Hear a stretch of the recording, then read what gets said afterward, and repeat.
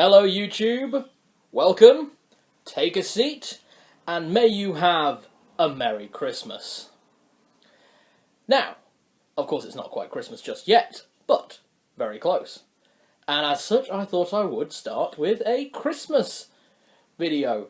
As you can see, I have my lovely little hat.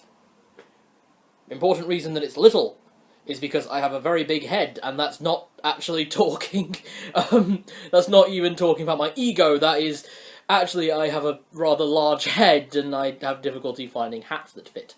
It's rather sad, actually. But, aside from that, we of course have the lovely garlands up, my usual, almost definitely not haunted mask has his own little hat, and the Christmas tree is up in the Baron's office. Of course, other things have to change with it being Christmas as well. So, my usual oxhorn drinking glass is to be replaced with this lovely mug my lovely sister-in-law bought me for my birthday because I am one of those very, very sad individuals. Truly, we are a cursed bunch whose birthday lands within 2 weeks of Christmas. It is a sad day. My birthday was yesterday. Hey! I got stuff! Ha ha!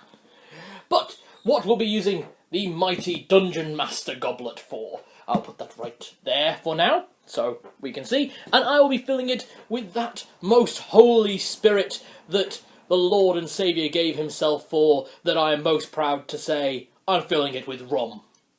Yes, I have a decanter. Shut up.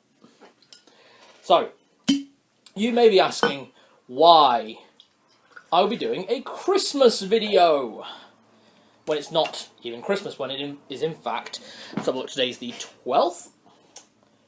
So, no, today's the 11th. Very sorry about that. Today is the 11th. Oh, that's nice. Oh, there we are. No, today is the 11th.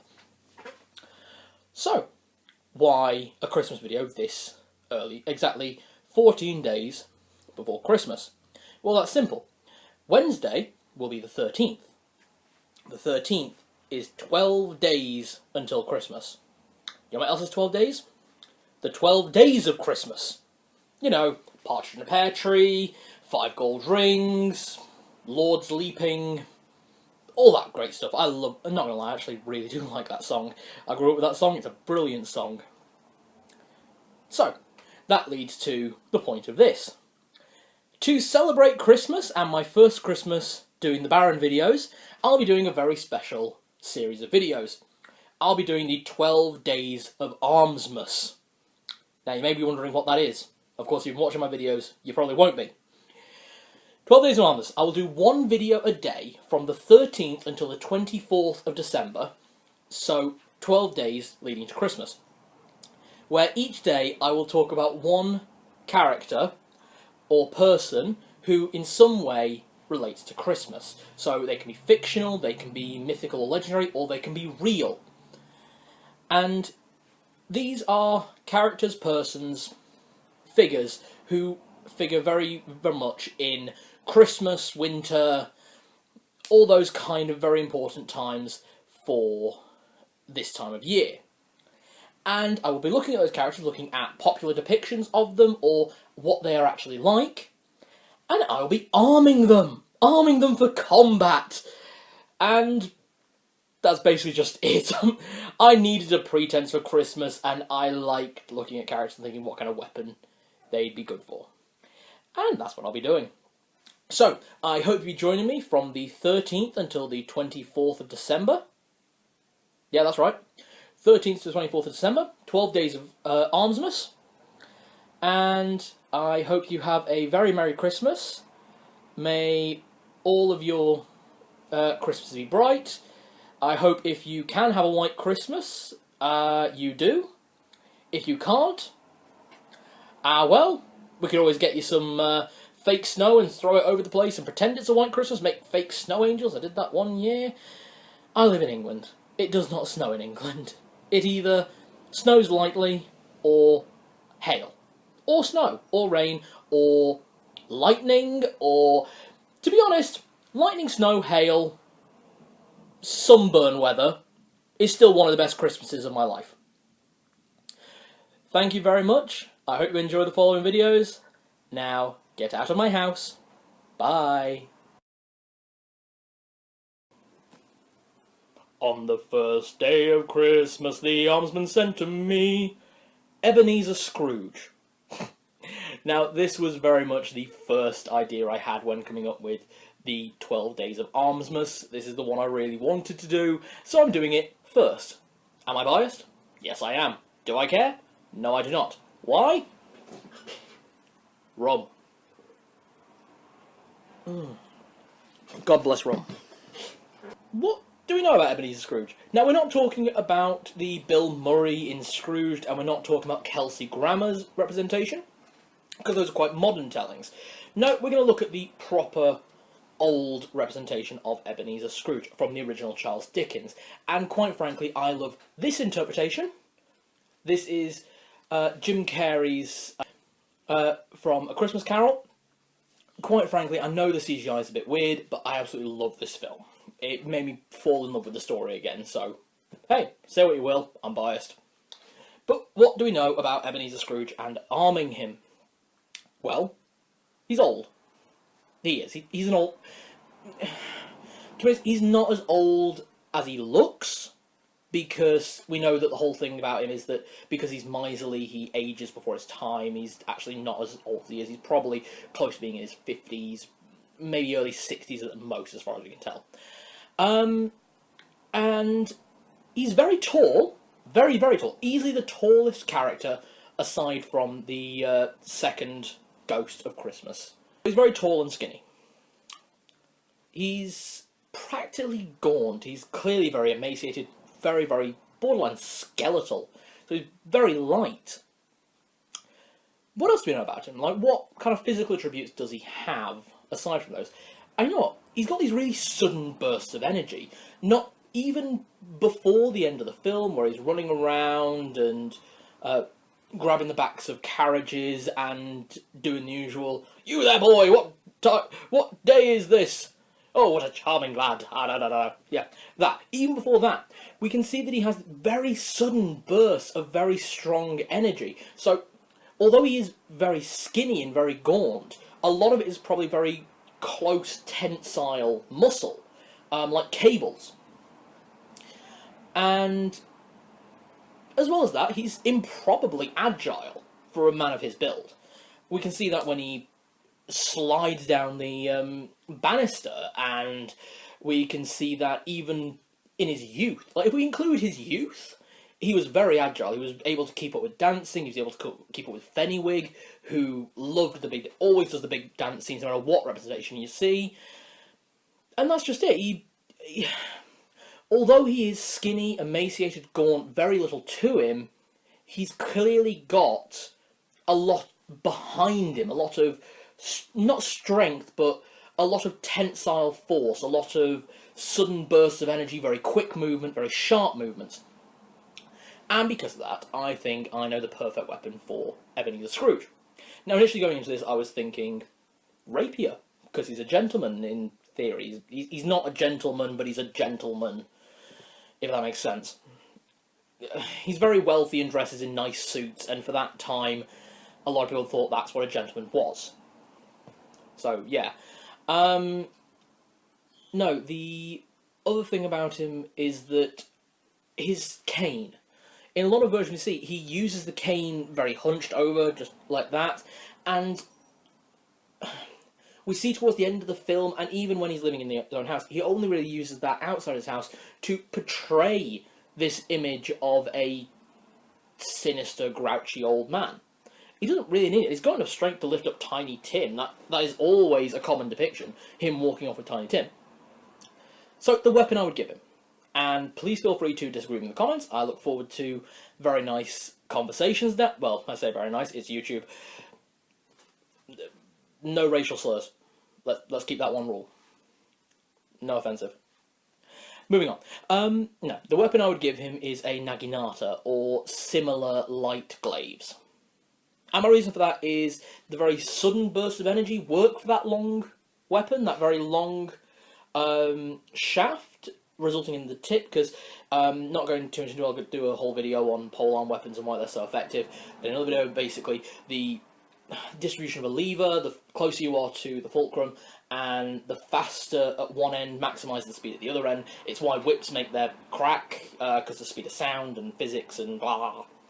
Other things that we don't need to talk about while enjoying the Christmas holiday. We don't need science! Oh, that one's going to come out to bite me on the ass, I know it. But yeah, so those sunbursts of energy, that very good agility, I would personally give him a Naginata or a light glaive. Thank you very much, I hope you've enjoyed the video. Like and subscribe for future videos, and follow the links in the description below to my various social media-y things. Thank you very much.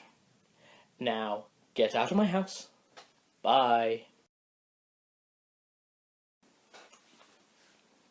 On the second day of Christmas, the almsman sent to me Bryony Shelfly. Now, for anyone who does not know who Bryony Shelfly is, shame on you. Shame. If you don't have Netflix, get the free subscription and go watch Arthur Christmas. It is an amazing Christmas romp by Aardman. If you don't know who Aardman are, where have you been? It's Wallace and Gromit. It's Shaun the Sheep.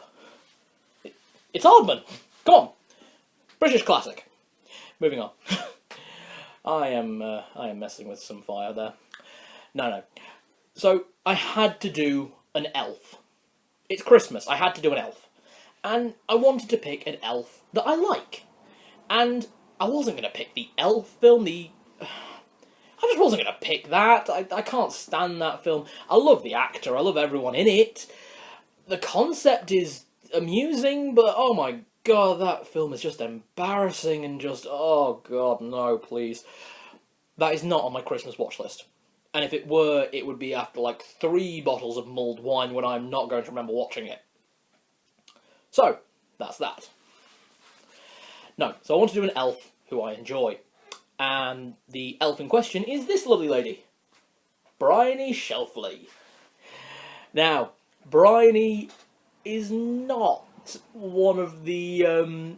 basically, in the film, the concept is Santa has got a very big job now, so mostly the elves that actually deliver, and Santa is like at the helm, controlling everything. And he has his family, and it dates back to St. Nicholas I, who was the first Santa, and now they're on like Santa Claus 20. So there you go. And Arthur Christmas is his son. So there. I can feel my hat falling out of my hair. You can probably... Oh, Jesus, this is... Oh, God. This is a terrible idea with the hat. Oh, anyway.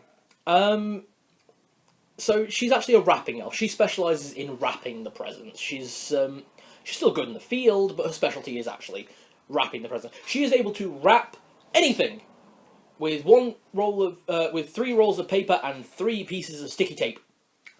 And she does it in the movie, and it is awesome. Another thing she does in the movie, she wraps her own head with a panel for breathing. Now that's cool. And she wraps a lion's head. If you want to see why she has to wrap a lion's head to save Father Christmas and Christmas in general, go watch it. It's brilliant. But let's get back to the character. She is very, very small. She's tiny. In terms of actual height, she's probably maybe 1.5 foot tall.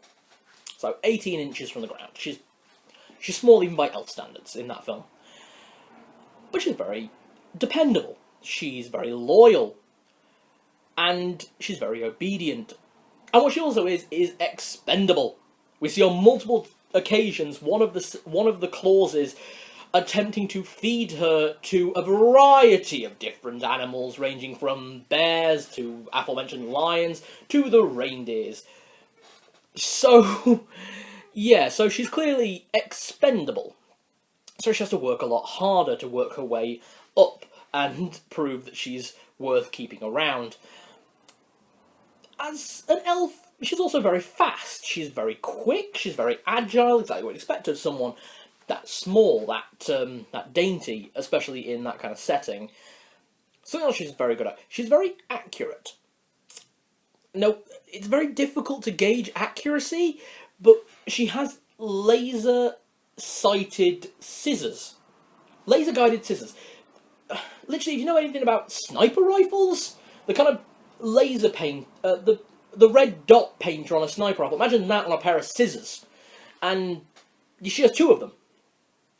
And she can flick out sellotape, and it's just fantastic, the kind of things that she does. It's absolutely incredible. So she's clearly very agile, very fast, she's accurate with her equipment, and she's detail-oriented, because there's always time for a bow. Now, if you've seen the film, you'd understand why I'm going to go with the weapon that I've got for her, because it's absolutely perfect. If you haven't, go watch it and you'll understand. Honestly, this one above all else, this I think is the ultimate weapon for this character, and those are knives, specifically used in Apache knife fighting technique and style. Now, if you don't know what Apache knife fighting is, Google a guy named Snake Blocker. Absolutely brilliant guy, brilliant at using knives, reviewing knives. He works with US military, he's been on a few TV shows like Deadliest Warrior, discussing Apache techniques, because he's a trained Apache knife fighter. And there is one scene in Deadliest Warrior that really made me go, this for Bryony Shelfly, this for this elf. And that is where he was asked to disarm all the knives he was carrying on himself, and he pulls out the knives he's got in his belt, he's pulling out ones from his boots, he's pulling out ones from the back of his hair, he's pulling out ones from his hairband, underneath his ponytail, inside his shirt, down his pants. This guy must have been carrying at least 16 knives on him, and all you could actually see was like 3. And when he demonstrated the technique, it's very fast, lots of quick slashes and stabs, but also a lot of throwing of a knife, grabbing a knife, throwing it again, and just keep going. And it's so quick, so fast, so... It's just incredible to watch. Seriously, have a look. It's absolutely fantastic. And that is what I would give to Bryony Shelfly. Thank you very much. Like and subscribe for future videos. Join me tomorrow when I'll be discussing the 3rd day of Armsmas. And thank you very much. Now get out of my house. Bye.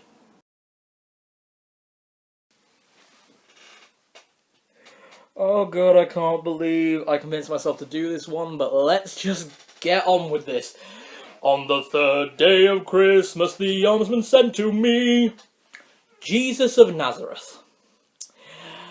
Now, many of my followers who know me in real life would have probably seen this one coming, would have gone, oh god, he's not going to do that, oh of course he's going to do that.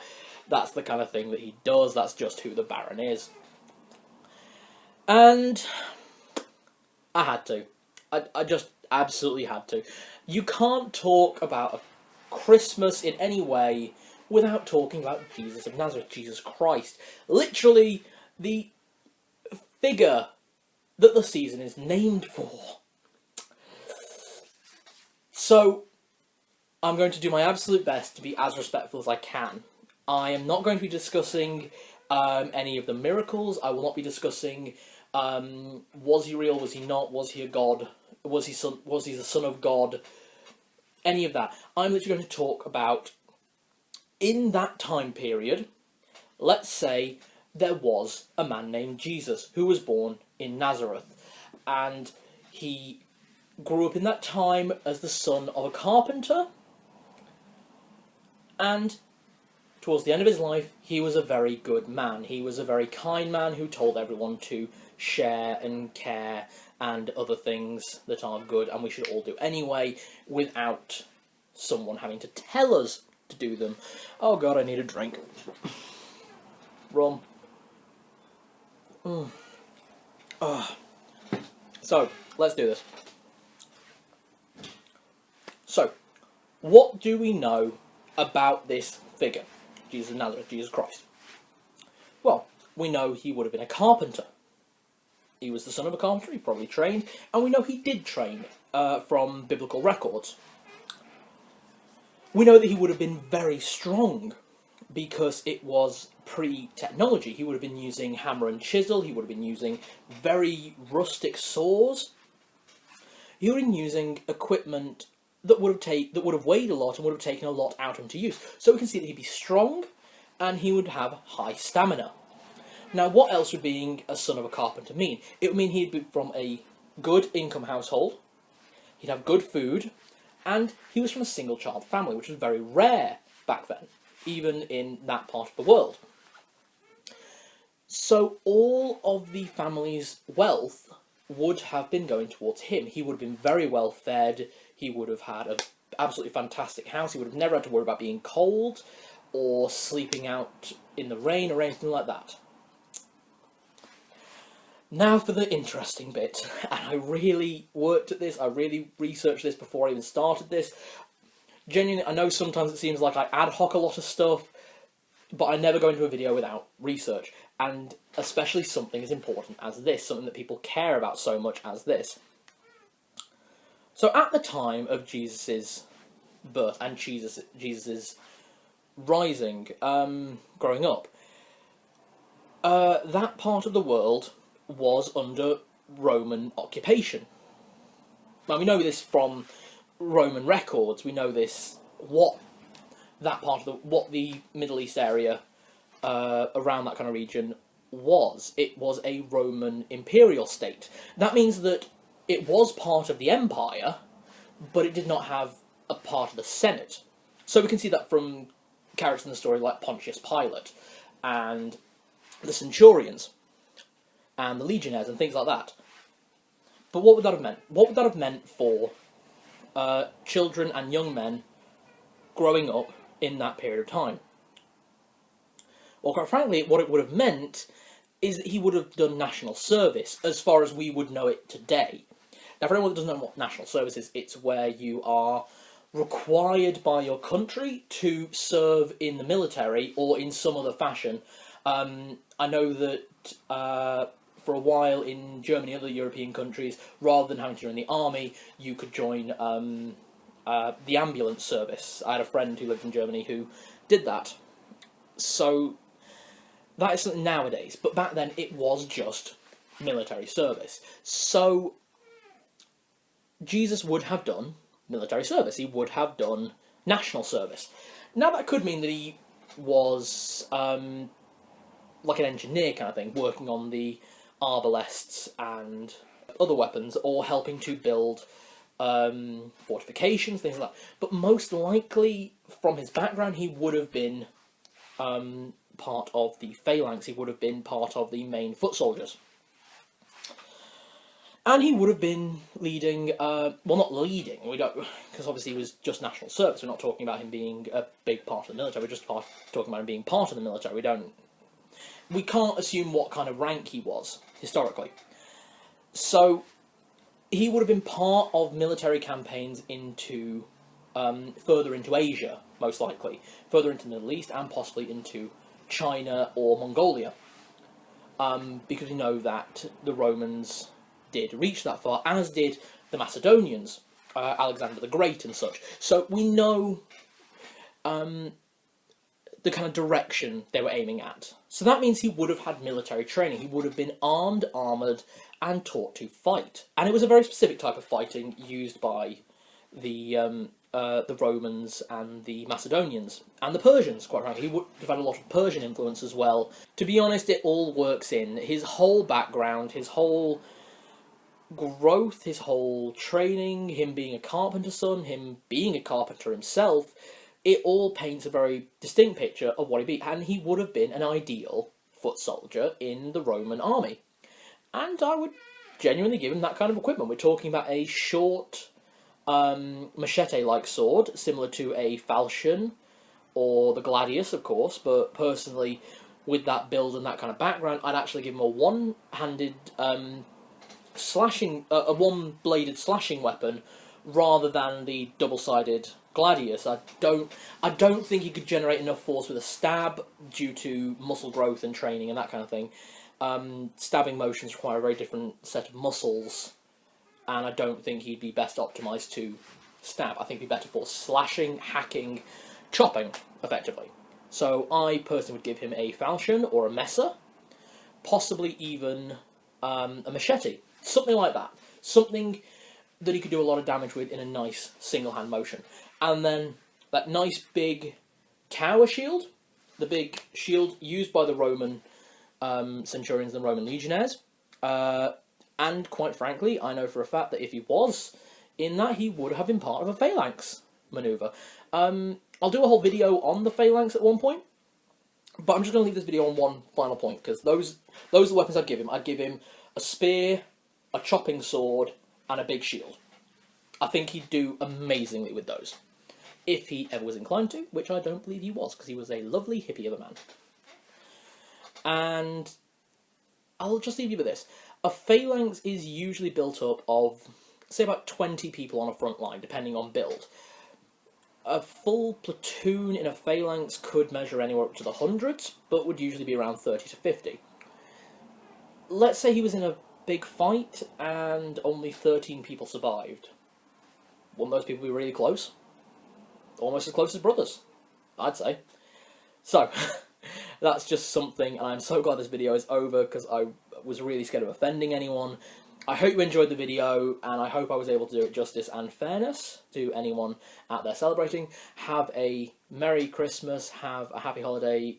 If you so believe, may the Holy Spirit bless you. Thank you very much. Like and subscribe for future videos, and join me for tomorrow for part 4 of the 12 Days of Armsmas. Thank you, and now get out of my house. Bye. On the 4th day of Christmas, the almsman sent to me Peter Auty. Now, for anyone who does not know who Peter Auty is, I'm sure you do know his work.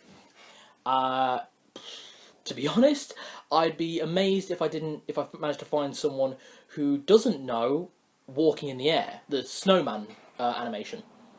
The original, the first, the actual one.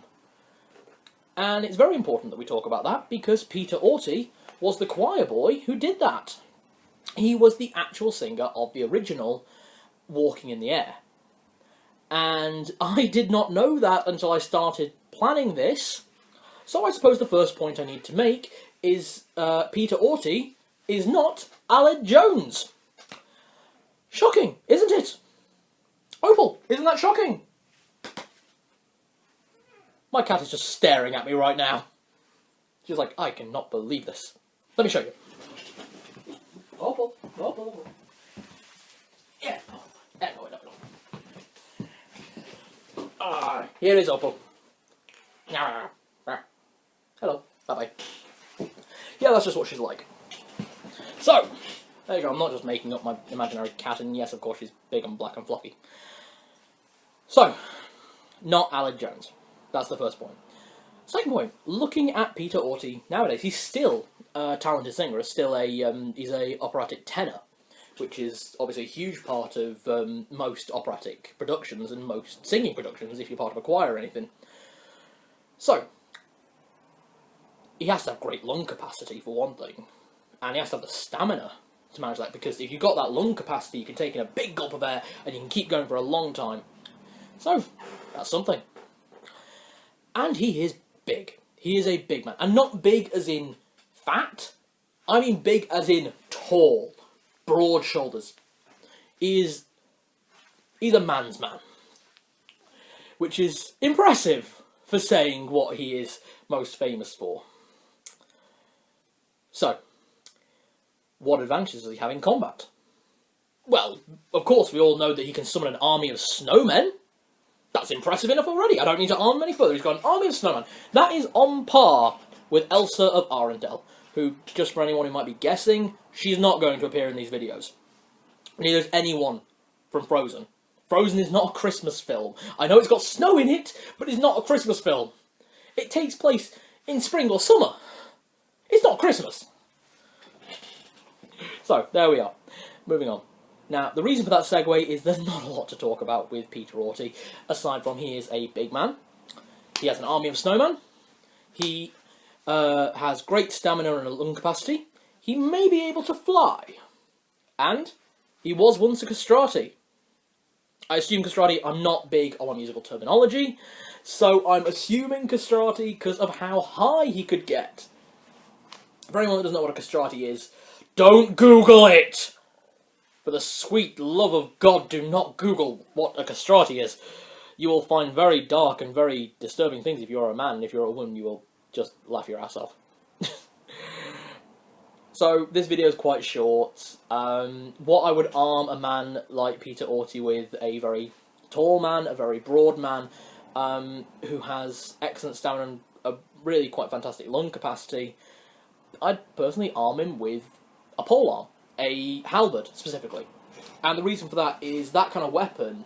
A lot of people always like to talk about how much lacking in defence a halberd is, but I've used halberds during HEMA, and we actually found some old manuscripts and old techniques, and to be honest, a halberd would be used like a quarterstaff, and basically that means it's not just that big axe, pointy and hammer or grabby end that you've got to worry about. It's the whole thing. The whole thing is defensive, deflecting, attacking. You've got to worry about the butt end as well, because that thing can come up and get you, and if you're not castrati, then you're in trouble. So, brutally honest, I think he could make really effective use of a halberd. I think he's got the stamina for it. So, Peter Auty, if you're watching this video, tell me what you think. Do you think you could wield a halberd effectively? And how would that cope against an army of snowmen that may or may not turn on you and devour you as they crave child blood? Thank you very much. I hope you enjoyed the video. Like and subscribe for future videos. Join me again tomorrow for video 5 in the 12 Days of Armsmas. We will not be talking about rings. And thank you. Now get out of my house. Bye. On the 5th day of Christmas, the almsman sent to me Jack Frost. Hello. I'm sorry about the change of scenery. I was about to get started with editing this video and realised that I'd accidentally deleted the video from my tablet and my computer, and I just lost it. It just disappeared. So, who knows? Maybe we can add that to what we're going to be talking about here. So I'm having to do a very rushed video, get it out, so obviously not in my contact lenses, still in a nice shirt, so that's always good. And unfortunately I put away the Baron setup, so we're going for this. So sorry about the extra jump cuts with this one, but at least I got the video out, so that's something. So, Jack Frost. Now, when I started planning to do Jack Frost, I was thinking about this version of Jack Frost from Rise of the Guardians. And then, after that, I started looking into it further and further and found that Jack Frost originally started as this kind of character, who was a Confederate depiction of frost and winter, who slew the northern armies during the American Civil War. And then I kept looking further and further, and this is where the problem came. I've said right from the get-go with this one, I'm not going to be arming Jack Frost, because Jack Frost I cannot arm. Because Jack Frost will not be a part of my arming videos. He originally started out as going to be one of them, but unfortunately that is lost due to finding out so much about the character and the figure. So, what have I learned? And what can I now impart on you, lovely YouTubey people, in this time of frost and winter?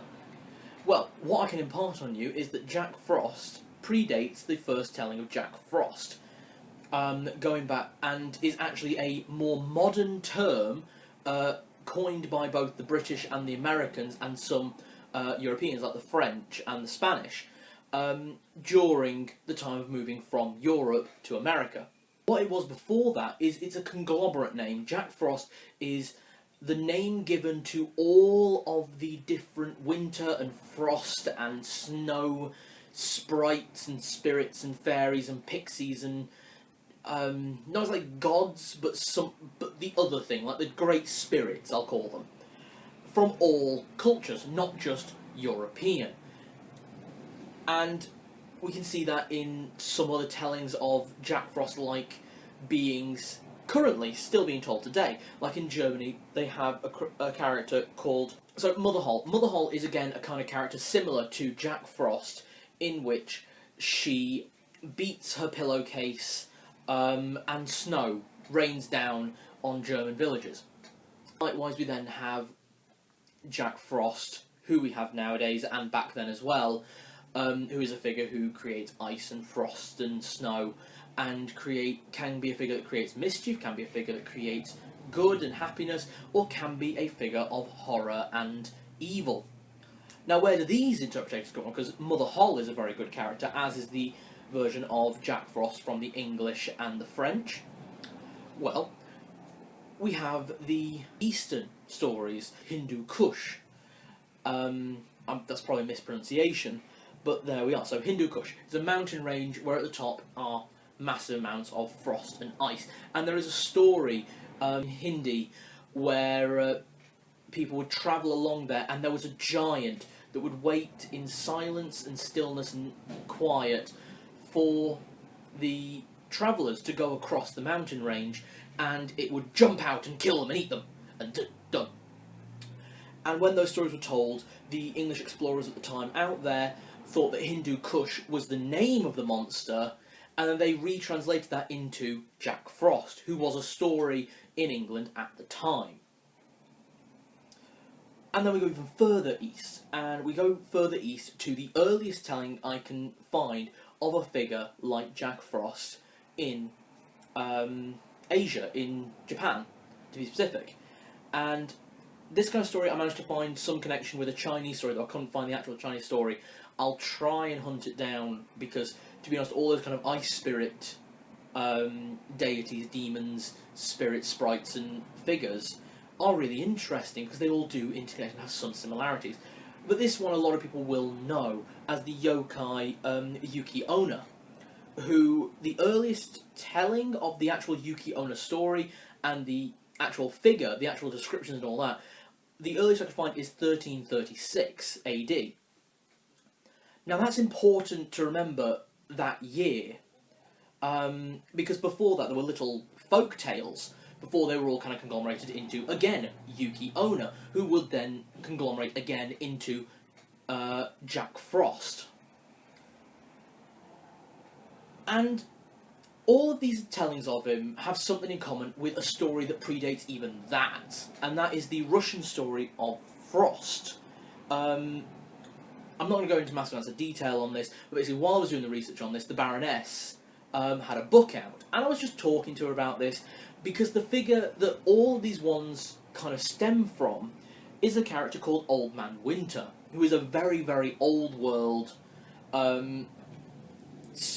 demigod, as it were, natural spirit of ice and winter and frost. And when I mentioned that, she went, "Hold on, what did you just say?" And I went through it with her again, and she said, "That's like the story I'm just reading right now." And she gives me the book, and the book is a translation of the Afanasiev.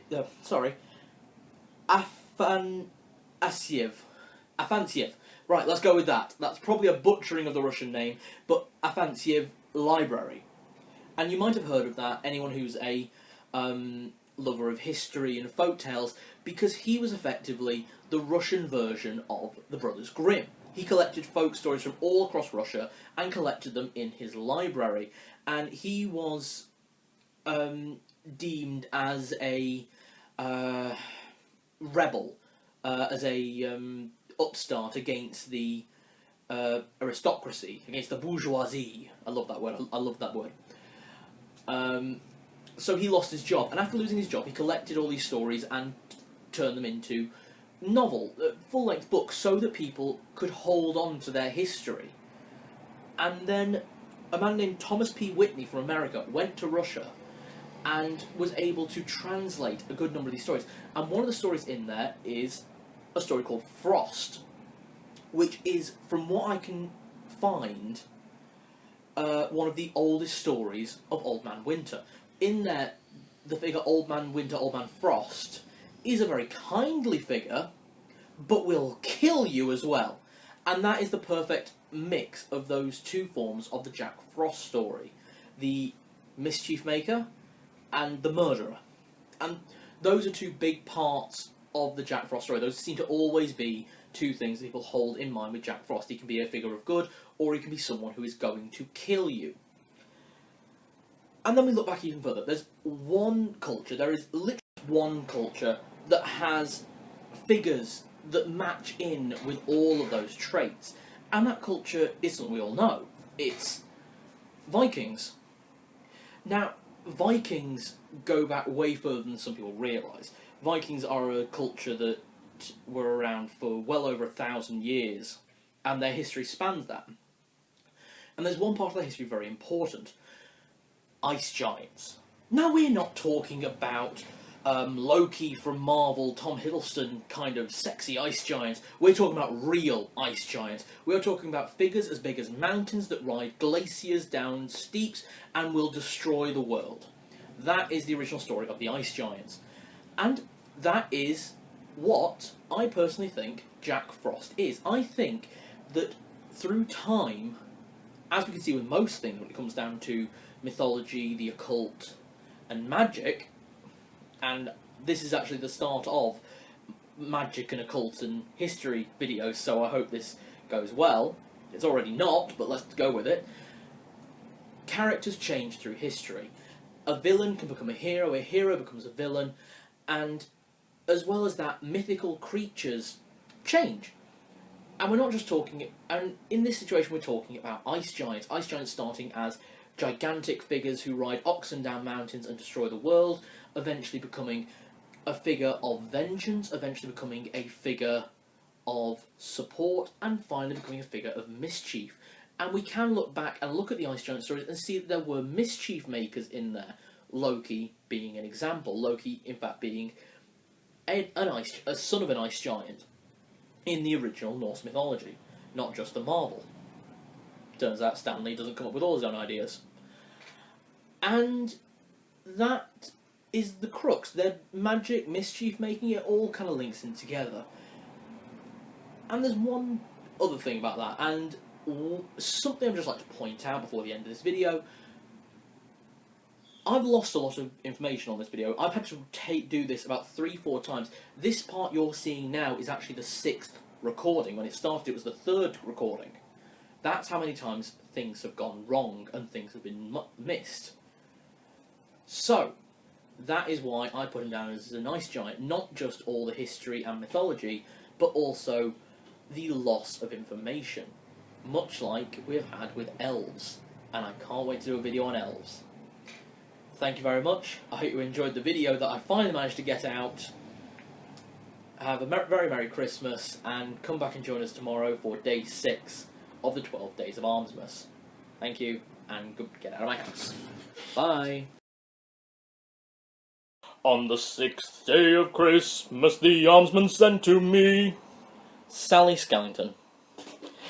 Now, of course, I was going to have a character from Nightmare Before Christmas. Nightmare Before Christmas is my feel-good film. I watch Nightmare Before Christmas even before we're getting into Christmas and Halloween. I watch it when I'm ill, I watch it on a day off, I watch it when I've had a really crappy time and just want to be happy. It's my feel-good film. And I was going to do Jack, but I thought, you know, everyone's done Jack, everyone does Jack. Then I was thinking, oh, I could do Oogie Boogie. And it's like, oh, but I love Oogie too much, and and then I was thinking, oh, maybe I could do the Mayor, but the Mayor's useless. So I didn't want to do him. And then I thought maybe I could do Lock, Shock and Barrel. But, you know, I've already got a 3-person on a triple trinity, or whatever, you've got on this list, which I'll be doing tomorrow. Look forward to that. So I decided to go with Sally. Quite frankly, one of the best characters in the whole thing. And, quite frankly, the only one with any sense between her 2 ears. The fact that they are filled with leaves proves how intelligent, how dumb the rest of the town has to be, but that's besides the point. So, Sally. What do we know about Sally in terms of being a fighter? Well, starting off, she's a woman, so she already gets a bonus point there. As going back to my who makes a better fighter, a man or a woman, I'll say it again. Women are much better built to be close combat fighters. So, already she's got a massive advantage. She's very slender and tall, very slim, very slight curves. So it's not like with Jack, who is just a skeleton. No, Sally does have slight curves, but she is not curvy. She is very slender, very tall. She's one of the tallest characters. Again, she's a bit taller than Santa. So that's something. She has from my character creation videos, which I'll be doing again, she has what I'd define as the elf build, so very agile, very lithe. We know she's very nimble, because obviously the finger work she does with her sewing, she can make such incredible things, and there we are. Deft and agile. Again, we already said agile, but the level of dexterity that she displays throughout the whole film, especially in that final fight with Oogie Boogie, well, not the final fight, her fight with Oogie Boogie, when she's trying to release Santa, just as incredible. Hand-eye coordination, and hand-eye coordination isn't just hand-to-eye coordination, it's that her hand can be in a separate building doing exactly what she wants. She doesn't need to see what that hand is doing to know what she's doing. And that's where it comes back to the nimbleness, the deftness, and the agility. She's got very good tactile senses. She's her skin must be so sensitive and so aware that just the barest brush of air would tell her what's happening behind her. And I think that's something really incredible when you're trying to arm someone. And this is one of the few times I would say that someone shouldn't wear armour, because a big advantage of her would be feeling those kind of air channels, or feeling just as a blade might touch. She'd be able to just move out of the way, which is not something a lot of people can say.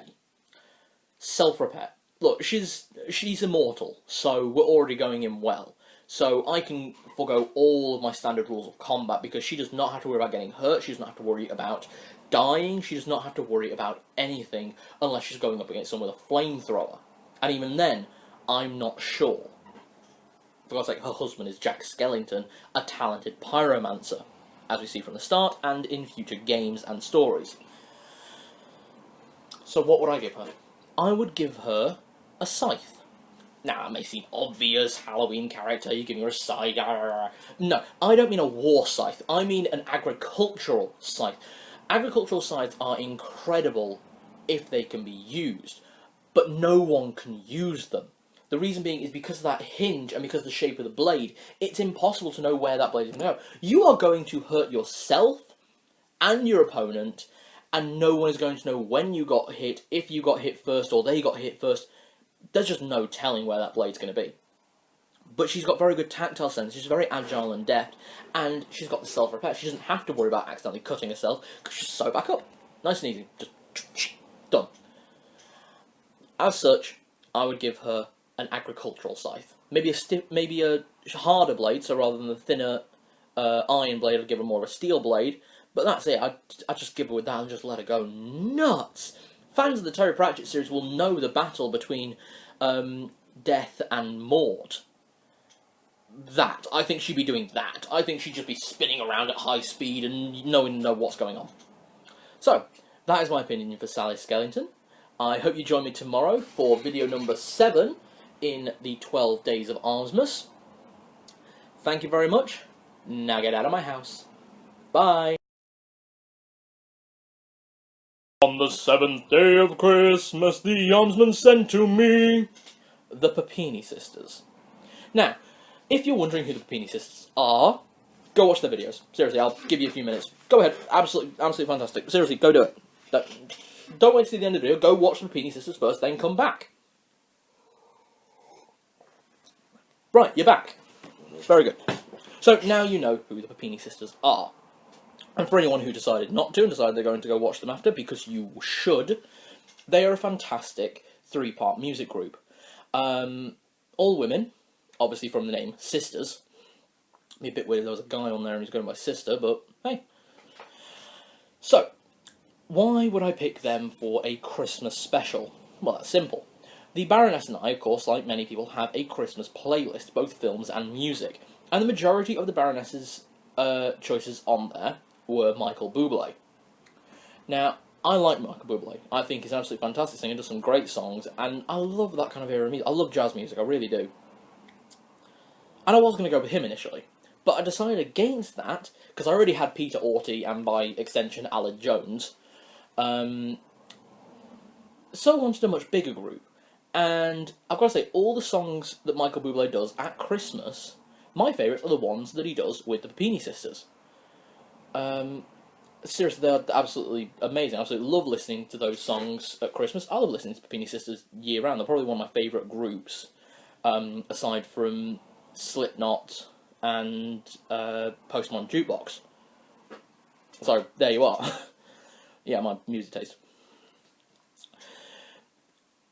So that's why I put them on a Christmas. To me, it's not Christmas without listening to the Puppini Sisters and Michael Bublé, and I wanted to do the Puppini Sisters because I thought it'd be a really good group, and I've had Michael Bublé, and they're just like Charlie's Angels all over again. Bublé's Angels. Yeah, Bublé's Angels. Anyway, so I'm going to do each one individually, so I'm not going to spend a lot of time on each one, but because they're real people, we can actually see what they look like. Here's the group. Very lovely. So, let's start with the band leader, Marcella Puppini. She's the brunette, if it was not obvious. Marcella Puppini is quite short compared to the other women, but she's very slender. She's also got very deft fingers and upper body strength. Now, the reason we know she's got very good upper body strength and deft fingers is because she's an accordion player. Now, I'm not usually a fan of accordions, but they have their place. Mostly Puppini Sisters and Weird Al Yankovic.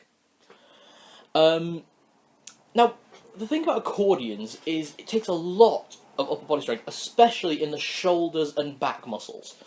And just keep that going for so long, and to also have the fingers being able to do all the things on there. She's got buttons and keys and everything. Everything's falling apart. So, what kind of weapon would I give her? Well, it's easy. I'd give her a bow. And most specifically, I'd give her a compound bow. I was initially thinking composite bow, because those are two short bows. Composite bows tend to measure maybe about 2.5 foot. Compound bows, maybe 3 foot tops. Now, there's a reason I went with compound over composite in the end. Composite bows, while good, they're the bows that you tend to see Mongolian horse riders wield. While good, take a lot of force continuously, and it takes a lot of stamina to wield them. So they're very good on horseback for shock and for hit-and-run tactics, but they're not very good for sustained combat. And quite frankly, I've never seen her ride a horse, so I don't know how she'd do in that kind of situation. And I'm not sure you can run very fast in high heels. So, someone's going to limit to a video, someone running very fast in platform heels now, aren't they? So I went with the compound, because a compound bow was designed for ladies, and would you not say that every member of the Puppini Sisters is a lady? Very classily dressed, present themselves very well, and they're very nice people. Truly ladylike. So I went with the compound bow, which, as you can see here, has lots of levers and pulleys and circles. And basically the idea there is that you have a very small, heavy pull at the start, and the rest of it's quite light, so you can sustain it, and you can deal a lot of damage. Those things can do anywhere up to 180, maybe 300 pounds worth of damage.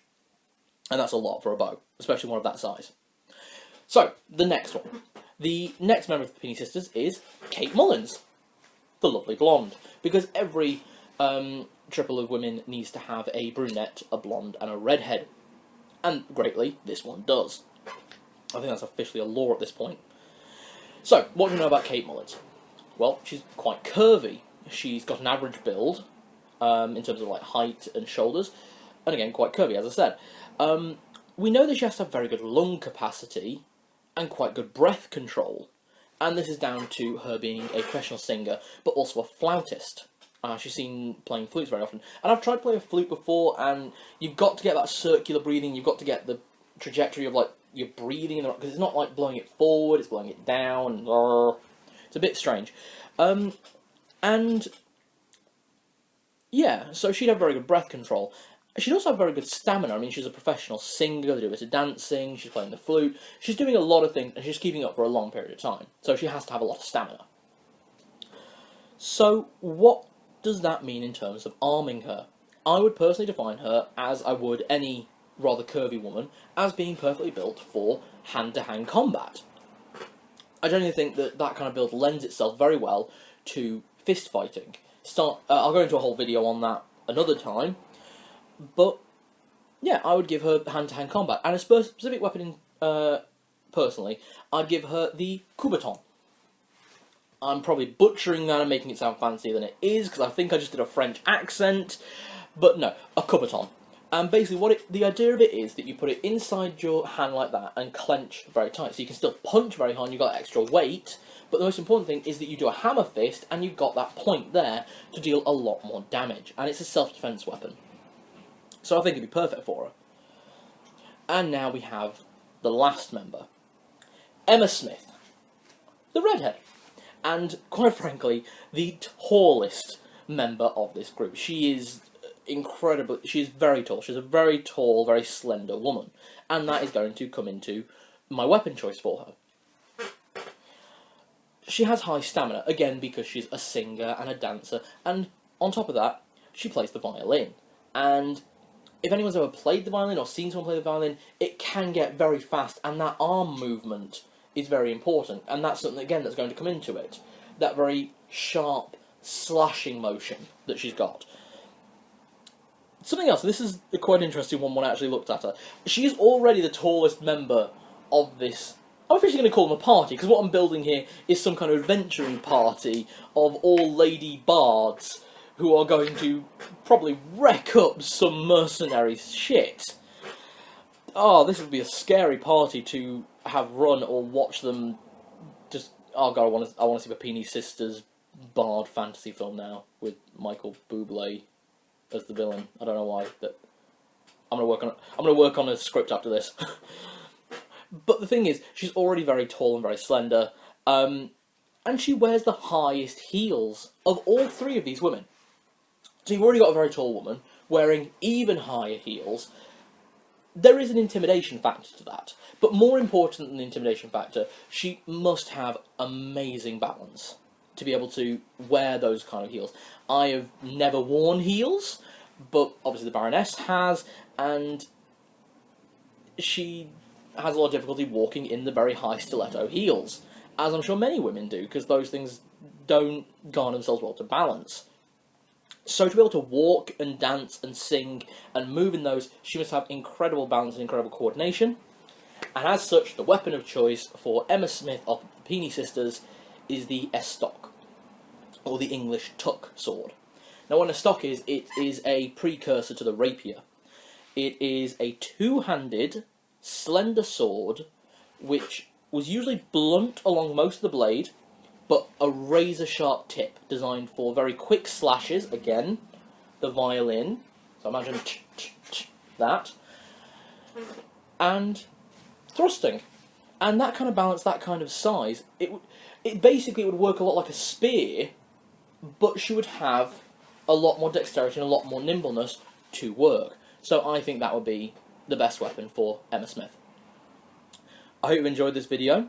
Please go listen to the Puppini Sisters and enjoy their music, because, quite frankly, it's time to get in the Christmas spirit, everyone.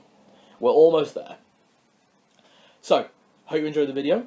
Like and subscribe for future videos, and I hope you join me tomorrow for day number 8 of the 12 Days of Armsmas. Thank you very much. Now get out of my house. Bye. On the 8th day of Christmas, the almsman sent to me The Grinch. How I convinced myself to put this one on, how I convinced myself to do this whole video series, I don't know, but here we are. So, The Grinch. I fully admit I did not grow up with the animated film, The Grinch. The Grinch Stole Christmas, which I understand is a massive classic for so many people, but I didn't grow up with it. It's not a classic to me, because I didn't watch it. So I don't have any of that nostalgia, or this is original. To me, The Grinch is Jim Carrey. It's the Jim Carrey, the Grinch film, and I grew up with that, and I loved it. That came out during my Jim Carrey phase, which I'm sure others had as well. Dungeon Master. So, why I'm in The Grinch? Well, The Grinch is, of course, a Christmas character. I suppose on some level he's meant to be a bit like the Krampus, but funny, rather than harrowing. So let's look at his actual specifics in terms of arming him. Well, he's very bottom-heavy, he's rather pear-shaped, very difficult to find lederhosen for, apparently. He's very strong, very, very strong. Even as a child, he's able to lift a tree, so we're talking incredible amounts of strength. His strength appears to be controlled by his anger. So, when he gets angry, he gets strong, probably some kind of adrenaline surge. Hey, brilliant. Nothing wrong with that. It's been known to allow people to lift cars off of children and things like that. So adrenaline's great. And my personal belief is he's poison resistant, which is always great. Now, my reasoning on why he's poison resistant is he lives in a literal, and I can't be sensitive to this, a literal crap hole. He lives in a dump. And if you've seen the film, you know that's not being in any way facetious or amusing. He lives in an actual skip. Everything around him is rotting and decimated and destroyed. And yeah, to be honest, I can't see someone living in that from about the age of 8, which is what they appear to be going with in the live-action film, all the way up to when he's clearly probably in his 30s or something, 30s, 40s, or whatever, and he's surrounded by rotting food and clothes and everything else. It is just a cesspit. And I genuinely think that he would have developed some kind of immunity to bacteria, disease, and poison because of that. Because you don't be around someone and still live and not develop some kind of immunity or resistance to it. And the last one is a purely biological thing, and I'm not sure where this counts. I'm not sure what to count this as. But he has a small heart. That's the whole point of it. He has a small heart. He has the incapacity to love. What he does have the capacity for is to be stabbed in the chest and it not get his heart. It's a third smaller, so therefore it's a third harder to hit. That's just basic maths. And if you've got that, you've got someone who's very good at a forward charge. And as such, I have 2 weapons, well actually 3 weapons, in mind for him that I think would be absolutely perfect for him to wield. The first one is a personal favourite of mine. I love this weapon just for the name.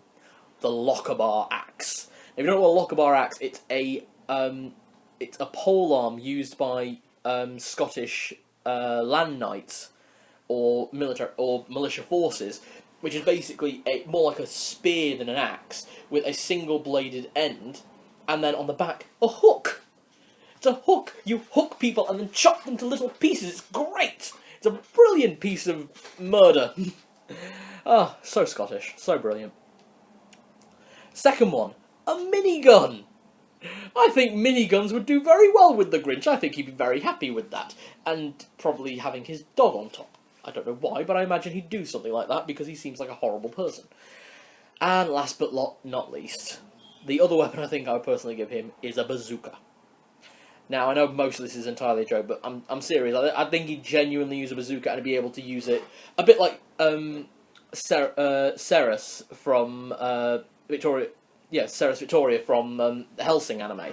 You've not seen that? She uses 2 basically bazookas. They're called Harkonnens, and she uses it in rapid fire. I think he could do something like that. Maybe not 2, but 1 definitely. Just bang, bang, bang. Use a bazooka like a rifle. Great. Grinch 2. The Grinch goes nuts. So, I hope you enjoyed that video. I hope you enjoyed the return of the tiny hat. Okay. And have a Merry Christmas. I hope you're really getting in the spirit. And thank you very much. Now get out of my house. Bye. On the 9th day of Christmas, the almsman sent to me Hades and Persephone. Now, this was a bit of a hard one to pick. I had real difficulty actually picking an extra one for this, so I went with, you know what, I love the story of Hades and Persephone, especially in some of the tellings where it was her choice rather than him, it's just straight up kidnapping and stealing her and da-da-da-da. There's lots of different interpretations to go with, so that's always good. And I love that we have winter because Hades stole Persephone from her mother, his sister, Demeter. Yeah, they don't mention that one, do they? That Persephone is Hades' niece. But hey, I guess that's better than marrying your own daughter. So, what are we going to go with? I'm going to go with the depictions from the Greek stone and bronze statuettes. Here. So we're going to go with this kind of body build. I'm going to completely leave off, like, magic and godly powers, because that just changes everything entirely. I'll do videos on magic and gods another day, but that's not today. So what can we see Hades as? Hades, we see, is not like his brothers Poseidon or Zeus. Hades is shorter, he's slimmer, but he is a lot more athletic. He's not built, he's not got that Herculean build that the Greeks seem to like for their gods. He's got much more of a runner's build, much more of an Olympian's build. He's also quite slim and slender, makes sense. He lives in a place of death. He's rather aged. Of the three, he's the one who looks the oldest, which makes sense because I think he is of those three. I think in terms of actual age, Zeus is the youngest, then it's Poseidon, then it's Hades. But Zeus was the one who was able to kill their father, well, not kill, but stop their father Cronus. That's a whole video for another day. Doesn't matter. So, what else does he have? Well, he has Cerberus. He has his pet three-headed dog. And that is actually his pet. That's the other bit. Reading into this, I didn't realise that Cerberus was actually his pet. I thought Cerberus was like the guardian of Hades, of the underworld. No, it turns out Cerberus is actually Hades' pet, his lovely Fluffy. Also, that turns out Cerberus literally translates as Spot. From ancient Greek to modern day. So, his dog named Spot, his three-headed dog named Spot. So, that's a thing. And why is that important? Well, if you're talking about Hades and Persephone, you've got to talk about everything they've got. And most depictions of Hades have him with what they like to refer to as a bident, but in actual fact is actually more of a fishing spear. And I think that would work. I think that would work quite well for that build. He's very fast, very good at the very low strikes there. And it'd be good for what he does, because he's on a boat a lot, so it makes sense for him to have some kind of fishing spear. So, amazingly, they got it right. They were absolutely perfect. Then, of course, Cerberus for the actual tacking, that's always good. Then you got Persephone. So, Persephone, the queen of the underworld. Hades' wife, who he loves and kidnapped. As awful as it sounds, that's like the tamest of the Greek marriage stories. Seriously, the Greeks on romance, kidnapping and force-feeding pomegranates? That's like lobster dinner for us, I suppose. I don't know. It was weird. So, Persephone. We can see that she's very slender, but bottom-heavy. Makes sense. She's a seasonal goddess. She's very intelligent, very, very intelligent. In some depictions of the stories, she went with Hades willingly, and she was the one who put forward that she ate the pomegranate seeds. So she was the one who actually put it forward rather than Hades. And something very important. In all depictions of Hades and Persephone, when they're together, Hades is very much controlled by his wife.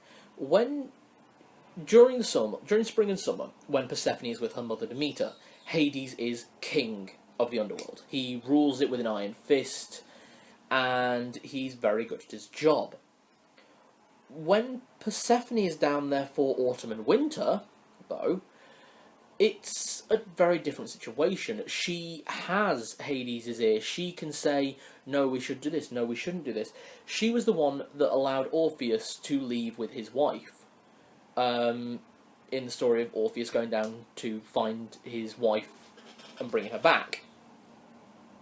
So on some level she's able to control Hades, and as such being able to control Hades, that means she controls all of the underworld and controls Cerberus. Cerberus is the key note here. Neither of these two are fighters, but they have got a three-headed attack dog. So I've got two weapons for, two basic weapons for Persephone. On a purely thematic basis, because obviously we're talking about gods, goddesses, things like that, so there is a lot more to aesthetics here. I'd personally give her a grenade. Grenades of the old form were derived from... The word grenade derives from the French grenade, from pomegranate. So, for Persephone with a grenade launcher, that would have made God of War so much more interesting. I mean, it was already a great game, but now imagine doing the Persephone fight with her with a grenade launcher. Something really different. The other one I'd give her, and because of her body shape and her proportions, I think this one, and because of how intelligent she is, I think she'd be able to use a bullwhip or a rope dart as a weapon, quite effectively as well. So, those are my two. I hope you've enjoyed this video. Like and subscribe for future videos, and I look forward to you joining us tomorrow when we do day 10 of the 12 Days of Armsmas. Thank you very much. Now get out of my house. Bye. On the 10th day of Christmas, the almsman sent to me Hans Gruber. Now, this goes back to an argument with the Baroness that predates, to be honest, us being together, quite frankly. Because, well, as we said in an earlier video, Frozen is not a Christmas film, but you know what is? Die Hard. Die Hard is a Christmas film. And I didn't realise that because I hadn't seen the first Die Hard until we got together. And we watched it last Christmas, and it's bloody brilliant. It's a fantastic film. Very good Christmas film. And I was originally going to do John McClane, the main character. But then I thought, you know what, Bruce Willis, he's in a lot of stuff, he's changed a lot. And, you know what, Alan Rickman was a fantastic actor. It's very sad that he died. And, you know what, they really couldn't have picked anyone better for Snape. It was absolutely brilliant. So I decided to go with Hans Gruber, because it's a bit more interesting to go with someone who isn't really combat-oriented. Because he's not, he's a crime boss, he's there to commit a crime under the guise of terrorism and pretend that he's other things. So, let's go along with this. So, he's Alan Rickman. That's already like 10 points for him in terms of combat. He's very slim. He's what I'd define as a scrawny build. Scrawny literally means not much physical strength or agility, but usually compensated with intelligence or appearance or something like that. He's got intelligence and appearance. We can see that easily. I mean, in terms of intelligence, he is dangerously intelligent. His worst problem was that he underestimated John McClane. Isn't that basically the plot of every Die Hard film, quite frankly? He wears very, very nice suits. Armani suits, but absolutely perfect fitted suits. It's absolutely fantastic. And he wields pistols. Now that, to me, is a bad idea on a couple of points. Okay, primarily, a pistol is meant to be a sidearm. It's used as a, I've run out of ammo in my primary weapon and I've got to use this to my advantage. It's not meant to be a primary weapon, as much as video games will tell you. It's the dagger of the gun world. It's not something you go into a fight with someone wielding a machine gun with. Especially not when he's that berserk because he's got glass in his feet. And I'm just saying, he could have just wrapped something around his feet. Just, whatever. That's not my place to put. But, okay, so you wouldn't really be using a pistol against someone with a machine gun. It's a terrible compensation. And I know he gets a SMG, but he doesn't really wield it that well, so he's clearly not very good at handling the recoil. Again, a defining trait of the scrawny build. They can't really handle a lot of recoil and a lot of weight. So what should he have used? What should his primary weapon have been, not being the pistol? And that's quite simple. There is a weapon designed for people who are a bit slim, who wear very nice suits, who are there to commit a crime, but don't want to be caught. And it's something that he could hide in his shirt, it's something he could hide in his jacket, it's something he could conceal very easily, it's designed for concealment. It's a sawn-off shotgun. That's it. In Italian it'd be called a lupera. And basically what we're talking about is a pistol grip handle with a shotgun on it, where the barrel is no longer than, I think the measurements are, I think the maximum length of sawn shotgun would be, before it's classed as a proper shotgun, is 12 inches, so a foot barrel. And you can actually take that back. There are examples of sawn-off shotguns going all the way down to, say, 5 inches, and less, where the actual shotgun shells are visible. So, quite frankly, it can go as small as he'd need it to, easily concealable. You don't have to worry about one-shot recoil, and it's a one-shot that is going to kill. Especially at the kind of ranges he was dealing with McClane at. For God's sake, he could have during the scene where when he pretends to be American, when McLean's found him, he could have easily waited for McLean to turn round. Boom! Wouldn't matter if anyone would have heard him. The guy's dead. Just done. Won. Hans Gruber has won. So there we are. That is my reasoning on Hans Gruber wielding a sawn-off shotgun. It's designed for what he is. It was designed. It was designed by the Mafia for what he is. Well, it wasn't designed by the Mafia, but you know what I mean. So, that is my video on Hans Gruber. I hope you enjoyed. Any comments you want to add, throw them below. Like and subscribe to future videos, and I hope you come back tomorrow for video number 11. I don't have 11 rings. I'm not from Norfolk. Hey, Bob. Norm for Norfolk. I still can't believe that's actually a medical term. But, yeah, come back tomorrow for video number 11 of the 12 Days of Armsmas. I hope you had a great time, and thank you very much. Now get out of my house. Bye. On the 11th day of Christmas, the almsman sent to me Frigga or Frigg. Now, you're wondering who Frigga or Frigg is. What Frigga or Frigg isn't is the Animal Crossing character. No, we're not talking about this little penguin thing here. No. That's not what we're talking about. We're talking about the Norse goddess Frigga, or Frigg, depending on pronunciation, who is the wife of Odin. And from her, we have the tradition of kissing under the mistletoe, because after her son Balder's death, she wept and her tears became the white berries on the mistletoe bush. So we have that tradition thanks to her. So that's why I decided to put her on a Christmas list, because one of the biggest traditions across much of Europe and America is kissing under the mistletoe.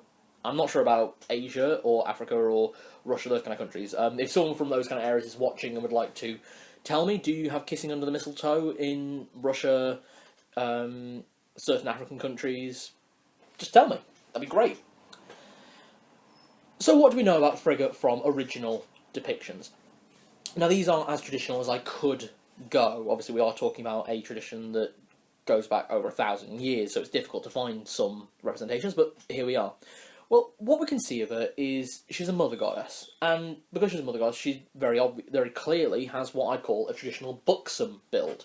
Buxom means a woman with large chest, large hips, not as extreme as, say, Jessica Rabbit, so we're not going that far. That's far more cartoony buxom. But she has what I'd more define as a natural buxom. And that is actually really important when arming someone, because those kind of centres of weight and distribution can give quite good balance if used appropriately. What else does she have? She has very strong arms. We can see that because she has very big arms. She does a lot of her time weaving, and she uses her arms a lot in very high stamina, high strength endeavours. What else? She's a Viking woman, and that is a huge thing. Going back to my video on who makes a better warrior, men or women, I still always say women make better warriors, men make better soldiers.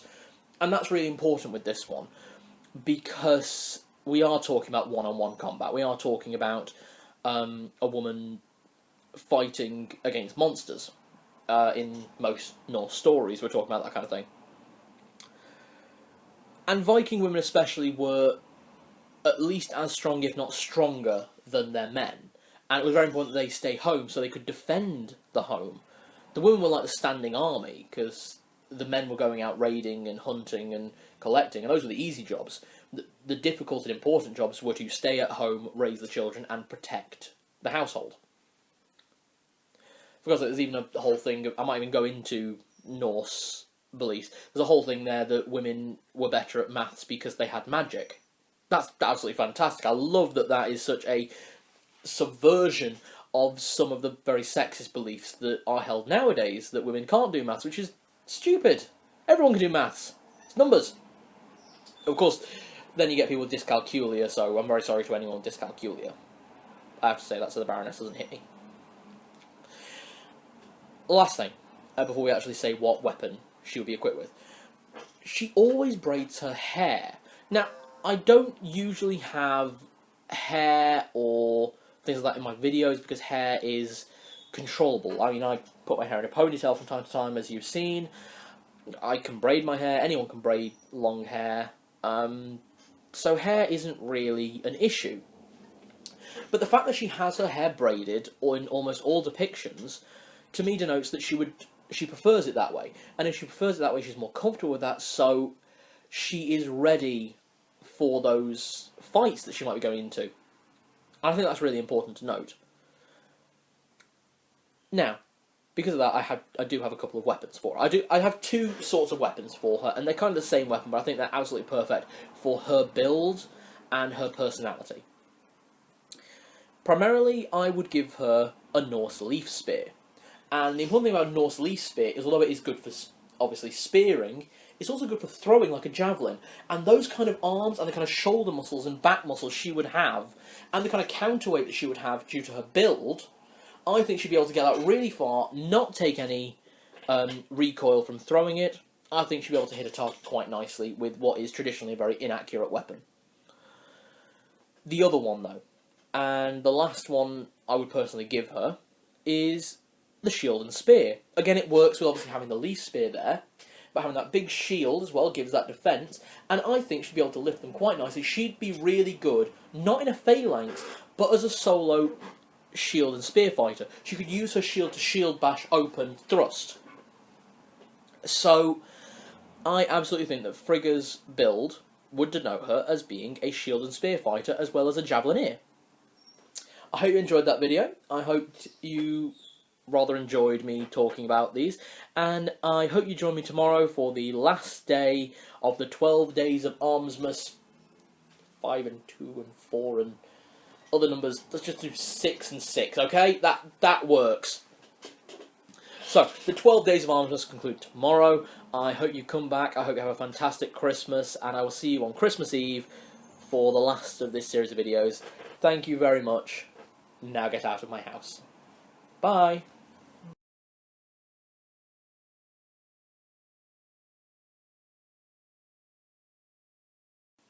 On the 12th day of Christmas, the almsman sent to me Santa Claus. Now, if this wasn't obvious this was coming, I don't know what you thought I was going to be doing. It's Christmas. It's Christmas Eve, everyone. Come on, it's Christmas Eve. I've got my nice shirt on because I've just finished work. I've got a lovely black coffee the Baroness has just made me. I do love black coffee. And it's Christmas Eve. Christmas is tomorrow. Santa is just getting ready to launch himself into the sky and deliver presents to all those lovely little boys and girls around the world. So, I thought I'd arm him. Now, I'm just going to start something off with this video, something I've found out recently, because, as I said at the start of this thing, it was going to be a combination of fictional characters, real people, and mythical and legendary characters. Santa Claus is real, people. Santa Claus, we can't say he's not real anymore and pretend he's not. He has a license to fly, approved by the Americans and Canadians. He is cleared to cover all travel across the world. They have a following line on him when he's travelling. He's got military sanctions. He's got so many things he now has so many things that even if it's St. Nicholas and he's been gone for a long time, Santa is real. Santa is alive. We can't keep pretending he's not in some way. This is getting incredible. So, any little kids watching, Santa is real, and he has licenses and sanctions and government approval, and yeah. This is insane at this point. This is absolutely fantastic. I love that I found that kind of stuff out. It's brilliant.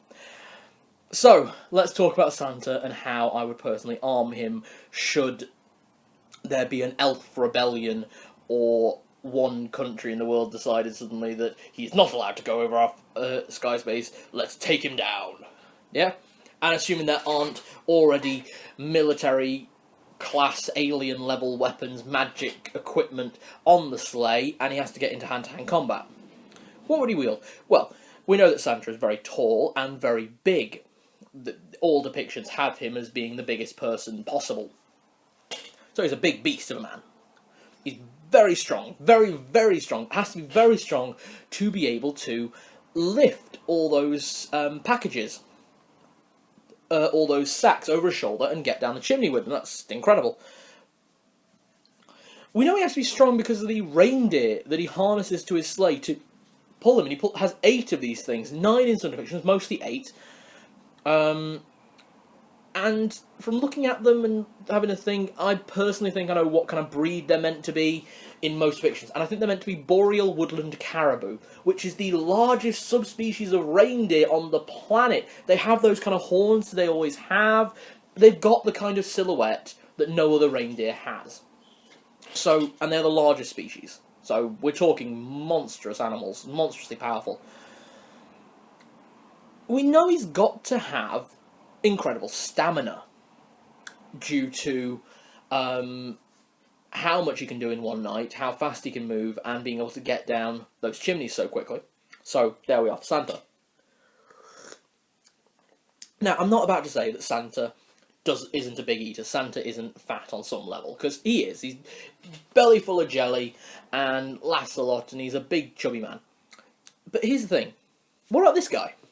This guy here. He's a pretty big guy. He's got a bit of a gut. That's Eddie Hall. Eddie Hall is the current world's strongest man. The only person in the world who can deadlift 500 kilos. And not so much talk about all that much. I actually used to be training for Britain's strongest man. I'm actually still quite a strong guy. I can just about manage 200 kilo deadlift. 500 kilo would kill me. It nearly killed him. And look at him. He's not like what you think when you think, oh, Hercules was strong. He had a six-pack and... No! This guy looks like he's got a gut and he looks like he's a big eater. Because he is. He eats a 10,000 calorie diet. So... just thinking about that, and then we look at this guy here. This is Glenn Ross. Glenn Ross was like one of the major strongmen in Britain and the UK. He's an Irish strongman. He had an 8,000 calorie diet while training. I'm not sure if he still does, but on a documentary, he would wake up at 5 in the morning, work out, and then have his breakfast that his wife was making him from about 5 until 7, because it was about 40 fried eggs. The fact of that is insane when you think about that for a minute. How much they're eating and how strong they are clearly has to denote something. And we know that from, like, interviews with The Rock, Dwayne The Rock Johnson. So, how much he eats on a journey. We know he eats things in different countries. Like, in England, we leave him a mince pie, some gingerbread, and some milk. At least that's what we always did in my family and Baroness's family. I know that some of my friends in America, they leave him cookies. Some places leave him, like, meatballs. In Germany, they leave out sausages and gingerbread. They leave out Stollen, things like that. So all over the world, he's eating very sugary or very fatty food. Lots of calories. And you know what? I think he needs it to keep going. So, I think that Santa, although he is a big man, is actually a strong man. As in... competitive strongman. He may actually be a strongman. Like, for all we know, he could be like a competitive strongman in the world's strongest man right now, and we just don't know. Because he's so good at hiding it, and the elves are his trainers. And that's what he does 364 days a year, then on Christmas Day, boom! So quite frankly, he's also probably not diabetic. For what people like to joke about with how many mince pies he eats. So what weapons would I give him? How would I arm Santa Claus for dealing with Krampus and other fairy tale and monstrous creatures that may come after him and the presents on his journey to deliver them to lovely little children all around the world? Well, I'd personally give him a long-handled peasant's flail, primarily, as his primary weapon. And the reason for that is a peasant's flail was originally used in agriculture. He's not a warrior, he's a lovely, wonderful man. He's lovely, he's kind, he's sweet. I think he probably does some farming during the year up in the North Pole, if you can grow anything. And, to be honest, that kind of weapon, bang! Yeah, he's using the same kind of strength he's using on his sacks, so there. As a secondary weapon, though, I would personally give him some kind of cleaver or a machete. A big chopping knife. Perfect for chopping meat, but also for chopping people trying to steal the presents for children. So very good. So not only is Santa delivering presents this year, he's also defending them from the forces of evil. And he's going to protect them so that every little child wakes up tomorrow morning with a present and a smile. Thank you, Santa, and may your journey be merry. Have a Merry Christmas, everyone. I'll see you in the new year. Hope you have a fantastic time. Just have a great time, and don't get too drunk. So, Merry Christmas. May all your Christmas be merry. Thank you. Now get out of my house. Bye.